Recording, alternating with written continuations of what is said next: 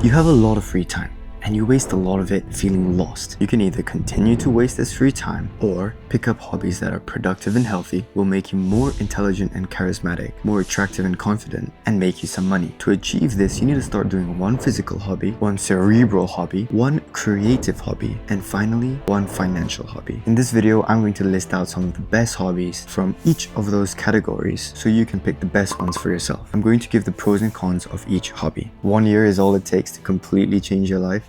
Let's make 2026 that year. Number 1, the physical hobby. You need a hobby that makes you move. And no, going to the gym in the evenings don't count. You need a hobby that forces you to move functionally and actually improve your athleticism. There's no point in having big, strong muscles if you can't use them properly. The first one on our list, number 5, rock climbing. Rock climbing is easily one of the best sports for building upper body strength and grip. I go rock climbing only a couple times a year, but every time I do, I do feel like I just did a full body workout. Here are the pros and cons. It builds great upper body strength, and you can do it at all levels, if you're just starting out or if you're an expert already. The cons is it's pretty expensive and you need access to a climbing gym. Here's how you can start rock climbing. Either get an actual coach from the climbing gym you go to, or watch YouTube videos to learn. Go like 2 to 3 times a week and space them out. Rock climb for anywhere from like 1 to 5 hours and focus on the technique. Make sure you get the technique right so you don't injure yourself or have any long-term injuries. Number 4,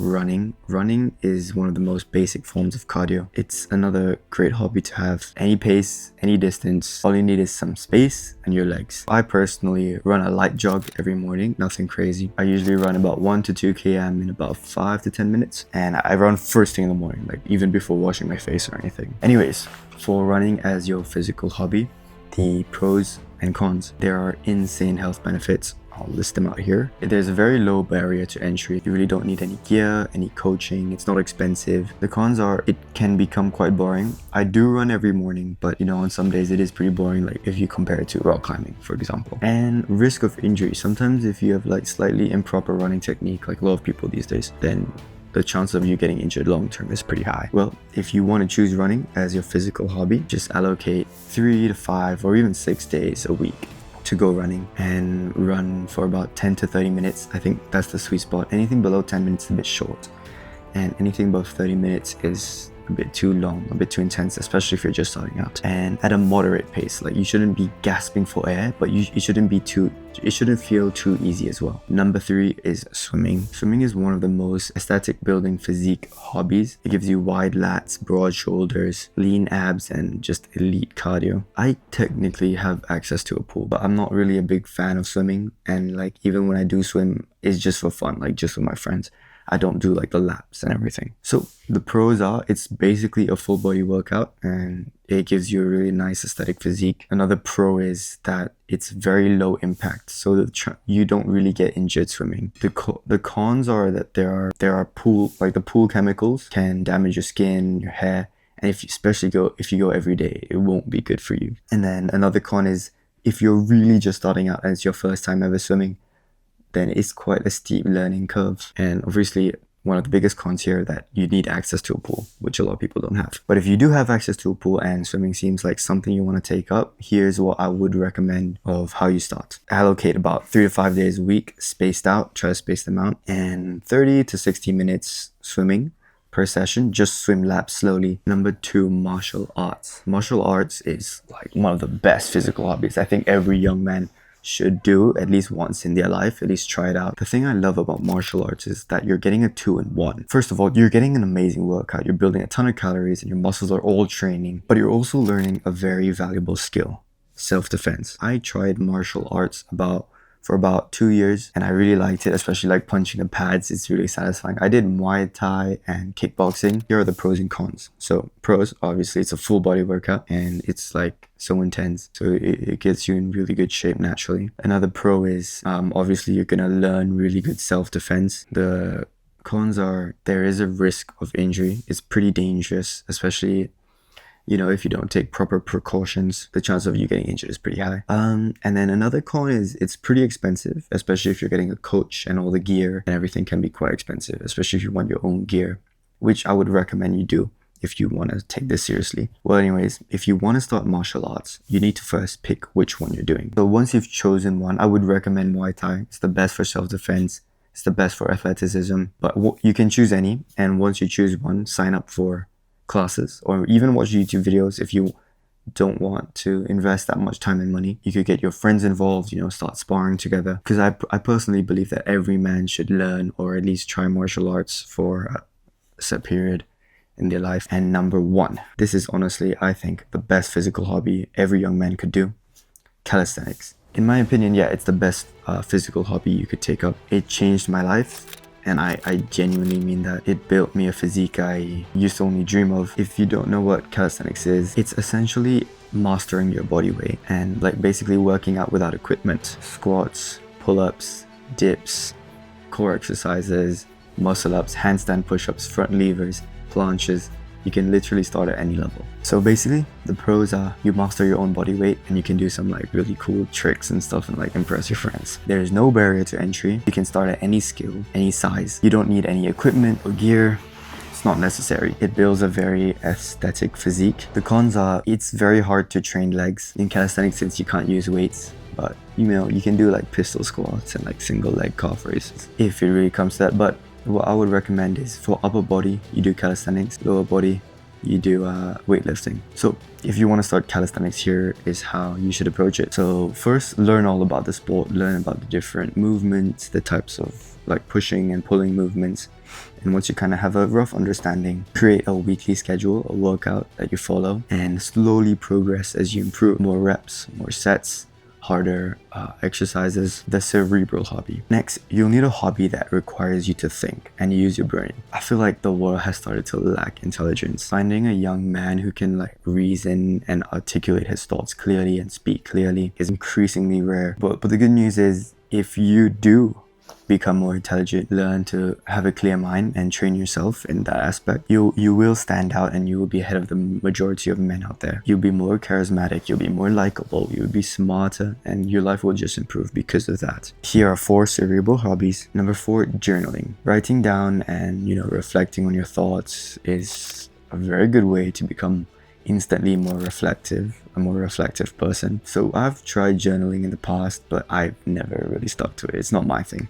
But here are the pros and cons. You become a very insightful and reflective person because you're able to observe your emotions and everything. It trains discipline because it's quite a hard thing to do every day. You might think it's easy, but it's hard to just sit down and write about how you feel every day, every single day. You get bored of it. Yeah, but for people who like living that kind of lifestyle, it's a very good cerebral hobby to pick up. Number 3, learning a language. Learning a language is a great way to challenge your mind. Last time I used to use Duolingo. I'm sure many of you watching know what that is, but I used to learn Chinese, a bit of French. And yeah, the pros are you learn a skill. Obviously, you learn a new language and you get to use it, especially if you learn a wide spoken one like French, maybe Spanish, something like that. The cons are it doesn't increase your actual intelligence very much. But if you do want to start learning a language, I would definitely recommend Duolingo. And also, say you want to learn French, just go on YouTube, type in cartoons in French, and then watch the cartoon, turn on captions, and try to match the words and understand it in French. Number 2, learning chess. When you think of a chess player, you think of someone smart. I started playing chess at a very young age because of my dad. We used to play against each other all the time. I mean, when we first started out, he used to beat me like every single game. But now it's definitely more even because we've both improved. The pros to chess is it does make you smarter, definitely. And it's fun if you enjoy it. You get to play with your friends. The cons are, there's not many cons, but I would say the main con is if you don't like it, it's boring and you won't have any enthusiasm playing it. If you want to start playing chess, you should download an app called chess.com, create an account, and you can play there. Basically, it matches people. Every time you press play and create a game, it matches you to people with a similar skill level. And the more you win, the higher your rating goes, and you play against higher rated people. And number 1, New York time connections. A lot of you guys won't know what this is, but basically a new connections game is released every day, and I play each one. I've been playing it for a while now, and I've only usually been playing it just for the fun of it, but I only recently realized that it actually trains and, some skills that you build. Okay, so I'll let you guys take a look at an example game. You can see here, there's 16 words, and you find 4 that have something in common that would create a group. These 4 match because of this topic. These 4 match because of this topic. And finally, these 4 matches this topic. So the challenge is finding the connection between the 4 groups. The pros are, it's insanely fun. Like, once you start playing, it's pretty fun, and it feels so satisfying to to find the connections when you get it right. You can do 1 per day, which is like just a sweet spot, I think. And it's very easy to play. You can play on your phone, download the NYT Connections app, it's free. Cons. I had a very hard time thinking about the cons for this hobby, but I thought of it. The cons are, when you complete all, and if you invest so much of your time into it, it can be unproductive. So yeah, honestly, it could be a time waster. All right, the creative hobby. You need one hobby that will force you to create. Most people are consumers. They consume content, they consume ideas, they consume products. But to be ahead of your competition, you need to develop a creator mindset. A creative hobby makes you more attractive and intelligent. Here are some top creative hobbies to choose from. Number 3, photography or videography. This is quite an easy entry point to creativity if you have the money. It teaches you how to see the world differently, and yes, taking better mirror selfies instantly makes you more attractive. I've never been into photography or videography personally. I only take videos for content like this, but not for the sake of like capturing and filming the craft itself. This is not videography. I'm just filming myself for content. It's different. Videography and photography is like taking pictures and videos of like nature for like the craft of the image and videos of itself. So the pros are mirror selfies, improve. You can capture memories. Cons, it won't really look that professional if you don't have the expensive gear and everything. If you just use your phone, for example, it won't look that professional. There's a steep learning curve. If you do use all those expensive gears, it's pretty hard to, get it all right from the start, which is normal. And there's a risk of missing the moment. Like, some of my friends who are photographers and videographers, they like bring their camera everywhere. And I feel like sometimes they just miss out on the moment itself. Number 2, coding. This is a creative hobby that can literally build your future. Learning how to code unlocks a lot of paths. I did computer science back in high school, but I've never really stuck to it. But the pros are, it builds a valuable skill that you can turn into an income one day. Another pro is, it's really one of the purest forms of creativity. You're literally building something from scratch. Cons, there is a steep learning curve. Like, when you just start out, even after putting hours in, like, you can only run some basic algorithms and code. This is what I remember from high school. It can be confusing where to start. There's so many different coding languages like Python, C, whatever, C++, Java, but I would recommend Python. It's one of the most widely used ones, and it's fairly simple to learn. Number 1, content creation. I think this is the best creative hobby you could take on. You learn storytelling, psychology, creativity, discipline even. And if you stick with it, it's one of the hobbies that can actually turn into a career. The pros are, you learn valuable skills: editing, thumbnail making, speaking, scripting, so many. Another pro is, you create an identity online, like me. The cons are, it's very slow progress at the start, and a lot of people feel demotivated and quit, and it can be ego driven. Like, you can start chasing likes, views, comments, and that's not good either if you get carried away. So yeah, so choose one of those. Financial hobby. To have a financial hobby, there's like hundreds of options you could choose, like depending on your age, but there's so many you could choose. So I'm not gonna list them all out, but I'm gonna give you like just a simple step guide to help you choose one. This is how you approach having a financial hobby. Learn a skill, because you can actually monetize any skill if you think about it, whether it be baking, coding, photography. It can all be turned into an income. So learn a skill that you are passionate about and you believe in the future is going to be relevant. For example, coding. Say you enjoy coding, you're kind of passionate about it, and obviously it's going to be relevant in the future.